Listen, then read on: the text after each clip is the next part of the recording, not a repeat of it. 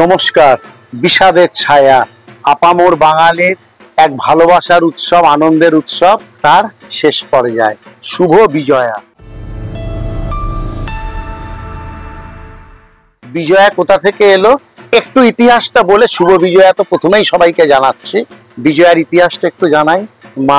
মায়ের আরেক নাম হচ্ছে জয়া। তার মায়ের মা মেনকা তাকে আদর করে জয়া বলে ডাকতো। তো মেনকা যখন তার বাড়ি থেকে জয়াকে আবার পাঠিয়ে দিচ্ছে কৈলাসে, মহাদেব নিতে চলে এসছে, তো জয়াকে বিদায় জানাচ্ছে, বিদায় জয়া। সে বিদায় জয়া থেকে হয়েছে বিজয়া।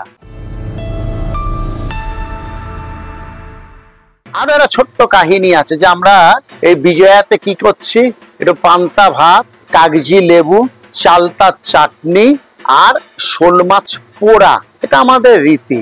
আচ্ছা, কেন রীতি যা বলে সেটাই আর কি, নানা জনের নানা রীতি আছে। একটা রীতি জানাই, যে রীতিতে আমরা পুজোটা করি।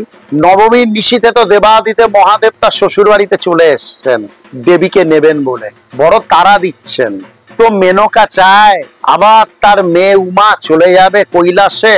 চলে যাওয়ার আগে একটু মেয়ে জামাই নাতি নাতনি দেখতে পাচ্ছেন, তাদের একটু খাওয়াবে, খাইয়ে দাইয়ে তারপর ছাড়বে। কিন্তু মহাদেবের বড় তারা, তার সময় নেই। তাই আগের দিনের পান্তা ভাত ছিল সেটাই দিল, তার সঙ্গে একটু ওই কচুর শাক করা ছিল। কোন রকমে মেনকা কচুর শাকটা রাঁধতে পেরেছে, তাই কচুর শাকটা দিয়েছে। আর চালতা চাটনিটাও আগের দিন করা ছিল। তাই এখনো রীতি, নবমীর দিন রাতে পান্তা ভাত, চালতা চাটনি এগুলো করে রাখা, কচুর শাক।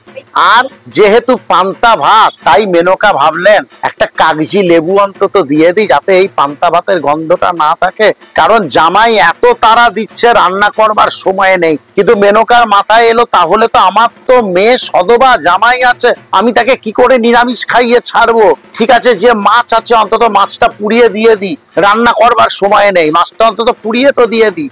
শোল মাছ পুড়িয়ে দেওয়া হলো। তো এটাই মা পান্তা ভাত, চাটনি, চালতা চাটনি, কচুর শাক, কাগজি লেবু আর পোড়া শোল মাছ, এইটা প্রসাদ হিসেবে দেওয়া হয়। কারণ মেনকা তার মেয়েকে, তার নাতি নাতনিদের তাড়াহুড়ো করে ওটাই খাওয়াতে পেরেছিল, রান্না করবার অবকাশ তার জামাই অর্থাৎ দেবাদিদেব মহাদেব দেননি। এটা একটা রীতি, সেই রীতিটা আপনাদের জানালাম।